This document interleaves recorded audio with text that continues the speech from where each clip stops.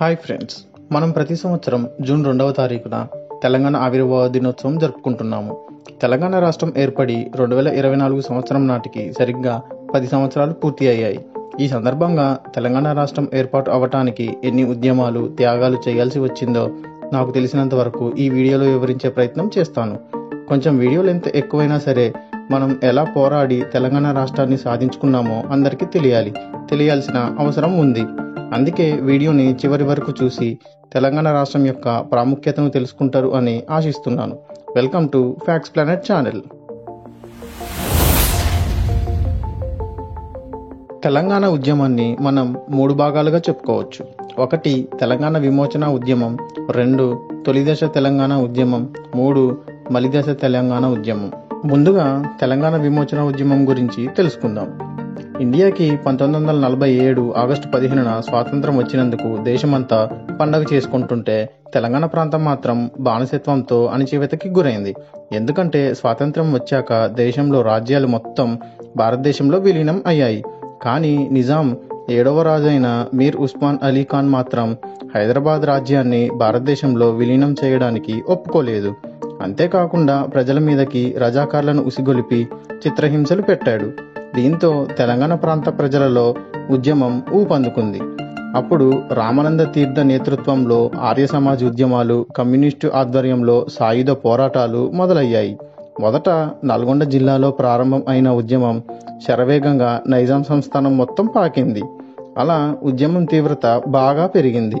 చాలా హింసలు, అల్లర్లు, ఆడవారి మీద అరాచకాలు ఇలా చాలా జరిగాయి. ఉద్యమం తీవ్రత తెలుసుకున్న భారత ప్రభుత్వం నిజాం రాజుతో చర్చలు జరిపి ఒప్పందాలు కుదిర్చే ప్రయత్నం చేసింది. కానీ నిజాం రాజు భారత ప్రభుత్వం మాట విన్నట్టే విని అరాచకాలు యథావిధిగా కొనసాగించాడు. దీంతో విసిగిపోయిన భారత ప్రభుత్వం తెలంగాణ ప్రజలని కాపాడటం కోసం ఒక సైనిక చర్య చేపట్టాలని నిర్ణయించింది. దానికి ఆపరేషన్ పోలో అని పేరు పెట్టారు. ఈ ఆపరేషన్ పోలోని 1948 సెప్టెంబర్ 13వ తారీఖున స్టార్ట్ చేశారు. హైదరాబాద్ రాష్ట్రంని 3 వైపుల నుండి చుట్టుముట్టారు. 5 రోజుల సైనిక చర్య తర్వాత అంటే 1948 సెప్టెంబర్ 17న నిజాం రాజు లొంగిపోయాడు. అలా భారత ప్రభుత్వం జోక్యంతో తెలంగాణ ప్రజలకి నిజాం నిరంకుశ పాలన నుండి విముక్తి లభించింది. అందుకే మనం ప్రతి సంవత్సరం సెప్టెంబర్ 17న తెలంగాణ విమోచన దినోత్సవాన్ని జరుపుకుంటాము. ఈ పోలీస్ యాక్షన్లో 1373 మంది రజాకార్లు చనిపోయారు. 1911 మంది రజాకార్లు లొంగిపోయారు. నిజాం రాజు సైన్యంలో 807 మంది సైనికులు చనిపోగా 1647 మంది సైనికులు పట్టుబడ్డారు. భారత సైన్యంలో 10 మంది సైనికులు చనిపోయారు. 1947 ఆగస్టు 15న భారతదేశానికి స్వాతంత్రం వచ్చినా కూడా తెలంగాణ ప్రాంతానికి స్వాతంత్రం రాలేదు. అలా తెలంగాణ ప్రాంత ప్రజలు నిజాం రాజు నుండి విముక్తి పొందడం కోసం చేసిన మొదటి ఉద్యమం తెలంగాణ విమోచన ఉద్యమం. మనకి స్వాతంత్రం వచ్చిన సమయంలో హైదరాబాద్ రాష్ట్రంలో 16 జిల్లాలు ఉండేవి. అందులో తెలుగు మాట్లాడే తెలంగాణ ప్రాంతంకి చెందినవి 8 జిల్లాలు, మరాఠా మాట్లాడే ప్రాంతాలు అయిన 4 జిల్లాలు, కన్నడ మాట్లాడే ప్రాంతాలు అయిన 4 జిల్లాలు ఉండేవి.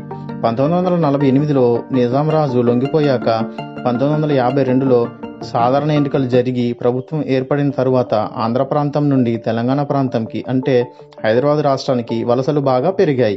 బ్రిటిష్ వారి దగ్గర శిక్షణ తీసుకొని అనుభవం బాగా ఉన్న అధికారులను తెలంగాణ ప్రాంతానికి రప్పించుకున్నారు. అప్పటికే అమలులో ఉన్న ముల్కీ నిబంధనలను పక్కన పెట్టి లోకల్ వాళ్ళకి కాకుండా నాన్ లోకల్ వాళ్ళకి ఉద్యోగాలు ఇచ్చారు. అంటే తెలంగాణ ప్రాంత ప్రజలకి కాకుండా ఆంధ్ర ప్రాంతం నుండి తెలంగాణ ప్రాంతంకి వలస వచ్చిన వారికి ఉద్యోగాలు ఇచ్చేవారు. ఆ సమయంలో భారత ప్రభుత్వం భాషాపరంగా రాష్ట్రాలను ఏర్పాటు చేయాలని నిర్ణయించింది.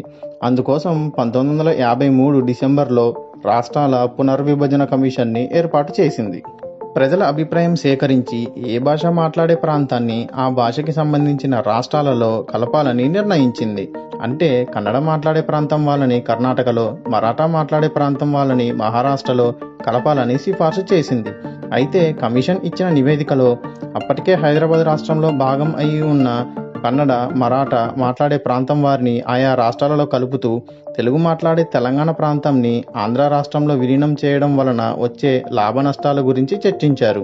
విలీనానికి ఆంధ్ర ప్రాంతంలో మద్దతు ఎక్కువగా ఉంది అని తెలంగాణ ప్రాంతంలో స్పష్టత లేదని తెలంగాణ ప్రాంతంని హైదరాబాద్ రాష్ట్రంగా ఏర్పాటు చేసి సాధారణ ఎన్నికలు అయ్యాక హైదరాబాద్ రాష్ట్ర ప్రజల అభిప్రాయం ప్రకారం విధానసభలో విలీన తీర్మానానికి 3/2 ఆధిక్యత వస్తే విలీనం జరపాలని సూచించారు. కానీ ఆ సమయంలో జవహర్లాల్ నెహ్రూ నేతృత్వంలో అప్పటి కేంద్ర ప్రభుత్వం ఇక్కడ తెలంగాణ ప్రాంత నాయకులతో చర్చలు జరిపి పెద్ద మనుషుల ఒప్పందాన్ని కుదిర్చింది. ఆ ఒప్పందంలోని తెలంగాణ రక్షణలను అమలు చేస్తాము అని చెప్పడం వల్ల 1956 నవంబర్ 1వ తారీఖున తెలంగాణ ప్రాంతంని ఆంధ్ర రాష్ట్రంలో కలుపుతూ ఆంధ్రప్రదేశ్ రాష్ట్రంని ఏర్పాటు చేశారు. అలా ఆంధ్రప్రదేశ్ రాష్ట్రం ఏర్పాటు జరిగింది. ఆంధ్రప్రదేశ్ రాష్ట్రం ఏర్పడ్డాక వలసలు ఇంకా పెరిగాయి. పెద్ద మనుషుల ఒప్పందంని గాలికి వదిలేసి మళ్ళీ లోకల్ వాళ్ళకి కాకుండా నాన్ లోకల్ వాళ్ళకి ఉద్యోగాలు ఇవ్వడం మొదలుపెట్టారు. దాంతో 1969లో ప్రత్యేక తెలంగాణ ఉద్యమం నిప్పు రాజుకుంది. ఖమ్మం జిల్లాలోని పాల్వంచ టౌన్లో ఉన్న కేటీపీఎస్లో పనిచేసే ఉద్యోగుల్లో మెజారిటీ ఉద్యోగులు ఆంధ్ర ప్రాంతం వారు కావడంతో 1969 జనవరి 5వ తారీఖున తెలంగాణ ఉద్యోగులు నిరసనకు దిగారు. అప్పటి తొలి దశ తెలంగాణ ఉద్యమానికి తొలి అడుగు పడింది పాల్వంచ పట్టణంలోనే. జనవరి 10వ తారీఖున నిరాహార దీక్షలు చేయాలని నిర్ణయించారు. తెలంగాణ రక్షణలను అమలు చేయాలని డిమాండ్ చేస్తూ దినసరి వేతన కార్మికుడు కృష్ణ అనే వ్యక్తి నిరాహార దీక్షకి దిగాడు. దీంతో ఉద్యమం జిల్లా కేంద్రం అయిన ఖమ్మం పట్టణానికి పాకింది. జనవరి 9న BA student national students union నాయకుడైన రవీంద్రనాథ్ గాంధీ చౌక్ దగ్గర నిరవధిక దీక్ష ప్రారంభించాడు. అతనితో పాటు ఖమ్మం మున్సిపాలిటీ ఉపాధ్యక్షుడు మరియు కవి అయిన కవిరాజ్ మూర్తి గారు కూడా నిరాహార దీక్షలో పాల్గొన్నారు. ఆ తర్వాత రోజు అంటే జనవరి 10వ తారీఖున ఉద్యమం నిజామాబాద్కి పాకింది. ఉద్యమంలోకి ఉస్మానియా యూనివర్సిటీ విద్యార్థులు కూడా చేరారు. జనవరి 13న ఉస్మానియా యూనివర్సిటీ విద్యార్థులు తెలంగాణ విద్యార్థుల కార్యాచరణ సమితిని ఏర్పాటు చేశారు. ఆ రోజు మొట్టమొదటిసారిగా ప్రత్యేక తెలంగాణ సాధనను తమ లక్ష్యంగా విద్యార్థులు ప్రకటించుకున్నారు. మెడికల్ స్టూడెంట్ అయిన మల్లికార్జున్ను ఈ సమితికి ప్రధాన కార్యదర్శిగా ఎన్నుకున్నారు. ఆ తర్వాత విద్యార్థులు ఎలాంటి త్యాగాలకైనా సిద్ధం కావాలని మల్లికార్జున్ పిలుపునిచ్చారు. జనవరి 13న నగర ప్రముఖులందరూ ఒక సమావేశం ఏర్పాటు చేసి తెలంగాణ పరిరక్షణ కమిటీని స్థాపించారు. ఈ కమిటీకి విద్యార్థులు కూడా పూర్తి మద్దతు ఇచ్చారు. జనవరి 20న శంషాబాద్ పాఠశాలలో తొలిసారిగా కాల్పులు జరిపారు. ఉద్యమ ఉధృతిని గమనించిన కేంద్ర ప్రభుత్వం తెలంగాణకి సంబంధించిన లెక్కలు తేల్చాలని జస్టిస్ భార్గవ అధ్యక్షతన ఒక కమిటీని వేసింది. జనవరి 22న తెలంగాణ రక్షణలను అమలు చేయడానికి ప్రభుత్వం జీవో జారీ చేసింది. ఫిబ్రవరి 28లోగా నాన్ ముల్కీ ఉద్యోగులను వాపస్ పంపిస్తామని, జీవోని నిర్లక్ష్యం చేస్తే అధికారులపై చర్యలు తీసుకుంటామని ప్రభుత్వం హెచ్చరించింది. ఆ తర్వాత జనవరి 24న సదాశివపేటలో కాల్పులు జరిగాయి. ఈ కాల్పుల్లో 14 మంది గాయపడ్డారు. గాయపడ్డ వారిలో 17 ఏళ్ల శంకర్ మరుసటి రోజు గాంధీ ఆసుపత్రిలో చికిత్స పొందుతూ చనిపోయాడు. 1969లో జరిగిన తెలంగాణ ఉద్యమంలో తొలి అమరుడు శంకర్. ఉద్యమాన్ని రాజకీయం చేసిన కాంగ్రెస్ పార్టీ నాయకుడు మర్రి చెన్నారెడ్డి. మార్చి 29న ముల్కీ నిబంధనలకు వ్యతిరేకంగా సుప్రీంకోర్టు ఇచ్చిన తీర్పుతో ఉద్యమం మరింత హింసాత్మకంగా మారింది.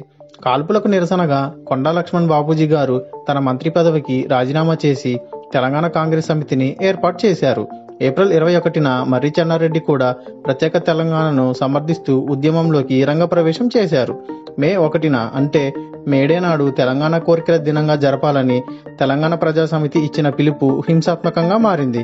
మే 15న కేవీ రంగారెడ్డి కూడా తన పదవికి రాజీనామా చేసి ఉద్యమ ప్రవేశం చేశాడు. అలా ఉద్యమం పూర్తిగా రాజకీయంగా మారిపోయింది. రాజకీయ నాయకుల జోక్యంతో ఉద్యమం నీరు కారుతుందని ఊహించిన సదరు విద్యార్థి నాయకులు తెలంగాణ ప్రజా సమితిని ఏర్పాటు చేశారు. విద్యార్థి నాయకుడు శ్రీధర్ రెడ్డి దీనికి అధ్యక్షుడు.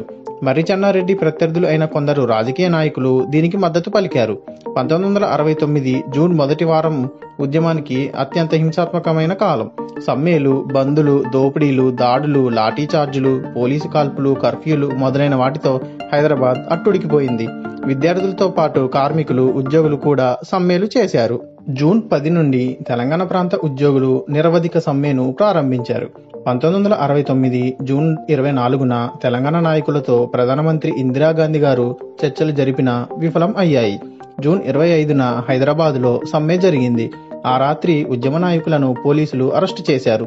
జూన్ 27న ముఖ్యమంత్రి కాసు బ్రహ్మానందరెడ్డి గారు తన పదవికి రాజీనామా చేశారు. 1969 సెప్టెంబర్లో ఉద్యమం చల్లారడం మొదలైంది. 1969 సెప్టెంబర్ 22న కొండా లక్ష్మణ్ బాపూజీ గారు ముఖ్యమంత్రిని మారిస్తే ఉద్యమం వాయిదా పడవచ్చు అని అన్నారు. అలా ఉద్యమం చల్లారడానికి ఒక అడుగు పడింది. తెలంగాణ ప్రజా సమితి నేతలతో కేంద్ర ప్రభుత్వం చర్చలు జరిపింది. సెప్టెంబరులో మర్రి చెన్నారెడ్డి ఢిల్లీలో చర్చలు జరిపి వచ్చిన తర్వాత సెప్టెంబర్ 23న విద్యార్థులు తరగతులకు హాజరు కావాలని, ఆందోళన మాని చదువుకోవాలని మర్రి చెన్నారెడ్డి మరియు విద్యార్థి నాయకుడు అయిన మల్లికార్జున గౌడ్ ఒక ప్రకటన చేశారు. చదువులు కొనసాగిస్తూనే ఉద్యమంలో పాల్గొనాలని విజ్ఞప్తి చేశారు. ఆ ప్రకటనపై మర్రి చెన్నారెడ్డి మరియు మల్లికార్జున్ సంతకాలు ఉన్నాయి. దీంతో విద్యార్థులలో అయోమయం నెలకొంది. కేంద్ర నాయకత్వం ధోరణి వల్ల విద్యార్థుల చదువులు నష్టపోకూడదు అనే ఉద్దేశంతో ఈ నిర్ణయం తీసుకున్నట్లు మల్లికార్జున్ సర్ది చెప్పే ప్రయత్నం చేశారు. ఈ విధంగా ఉద్యోగులను, విద్యార్థులను ఉద్యమం నుంచి పక్కకు తప్పించారు. సెప్టెంబర్ 25న తెలంగాణ ప్రదేశ్ కాంగ్రెస్ కమిటీ అధ్యక్షుడి హోదాలో కొండా లక్ష్మణ్ బాపూజీ గారు కూడా రాష్ట్రపతిని కలిసి తెలంగాణను ఏర్పాటు చేయాలని కోరారు. విద్యార్థులు తరగతులకు వెళ్లమని నాయకులు చేసిన ప్రకటన పలు విమర్శలకు గురైంది. 9 నెలలుగా చేసిన ఉద్యమం నీరుగారిపోతుందనే విమర్శలు వచ్చాయి. తెలంగాణ ప్రజాసమితి ఉపాధ్యక్షుడు వీరారెడ్డి గారు కూడా ఈ నిర్ణయాన్ని వ్యతిరేకించారు. రాష్ట్ర నాయకత్వంలో తేడాలను గుర్తించిన కేంద్ర ప్రభుత్వం 1969 సెప్టెంబర్ 29న నాయకులను విడివిడిగా పిలిచి మాట్లాడటం మొదలుపెట్టింది. అక్టోబర్ 10 నాటికి తెలంగాణ అంతటా సత్యాగ్రహాలు మొదలయ్యాయి. ఇందులో 18 ఏళ్లలోపు విద్యార్థులు పాల్గొనరాదని నిబంధనను పెట్టారు. ఆ రోజు నుండి మల్లికార్జున్ నిరాహార దీక్ష మొదలుపెట్టారు. నవంబర్ 3 వరకు కొనసాగిన ఈ దీక్ష పోలీసులు ఆయనను అరెస్టు చేసి ఆసుపత్రిలో చేర్చటంతో ముగిసింది. ఆ తర్వాత 1969 నవంబర్ 26న విద్యార్థులు పరీక్షలలోనూ వ్యవసాయ పనుల్లోనూ నిమగ్నమై ఉన్నందున ఉద్యమంలో జాప్యం వచ్చిందని మర్రి చెన్నారెడ్డి గారు ఒక ప్రకటన చేశారు.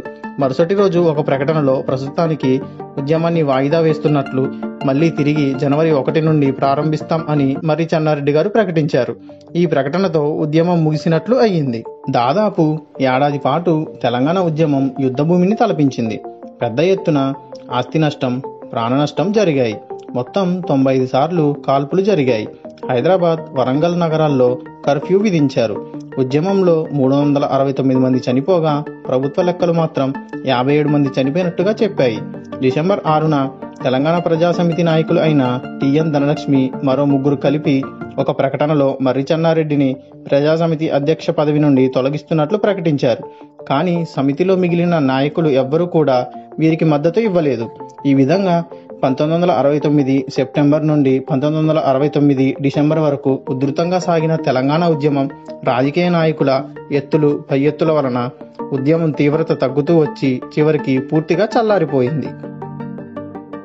ప్రత్యేక తెలంగాణ రాష్ట్రం కోసం మలిదశ తెలంగాణ ఉద్యమం 2001 ఏప్రిల్ 27న టీఆర్ఎస్ని ఏర్పాటు చేయడంతో మొదలైంది. టీఆర్ఎస్ అధినేత కేసీఆర్ 2001వ సంవత్సరంలో ఆంధ్రప్రదేశ్ రాష్ట్ర డిప్యూటీ స్పీకర్గా ఉన్నారు. ఆయన ఆ పదవికి తెలుగుదేశం పార్టీకి రాజీనామా చేసి టీఆర్ఎస్ పార్టీని స్థాపించారు. అప్పటి నుండి మలిదశ తెలంగాణ ఉద్యమం మొదలయ్యింది.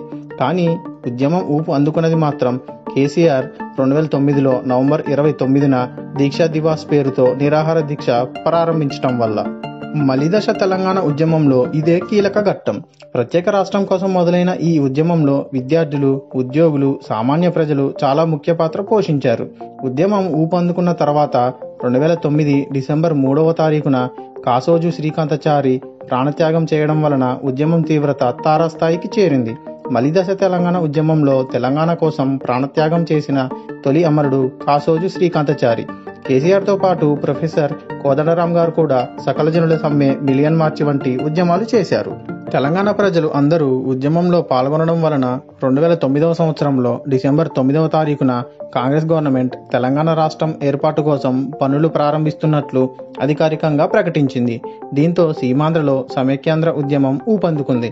ప్రత్యేక తెలంగాణ రాష్ట్రం ఏర్పాటు చేయడానికి నిరసిస్తూ చాలా అర్లలు జరిగాయి. అప్పుడు డిసెంబర్ 23న ఏకాభిప్రాయం సాధన వచ్చే వరకు తెలంగాణ రాష్ట్రం ఏర్పాటు జరగదని ప్రభుత్వం ప్రకటించింది. 2010 ఫిబ్రవరి 10వ తారీఖున జస్టిస్ శ్రీకృష్ణ అధ్యక్షతన ఒక కమిటీని ఫామ్ చేశారు. ఈ కమిటీ 2011 జనవరి 6వ తారీఖున నివేదిక ఇచ్చింది. ఈ కమిటీ ఇచ్చిన నివేదికలో 6 పరిష్కారాలు ఉన్నాయి. అందులో రాష్ట్రాన్ని సమైక్యంగా ఉంచి తెలంగాణ అభివృద్ధికి తెలంగాణ ప్రాంతీయ మండలి ఏర్పాటు చేయడం ఒక పరిష్కారం అయితే, ఆంధ్రప్రదేశ్ని విడదీయడం ఒక పరిష్కారంగా పేర్కొంది.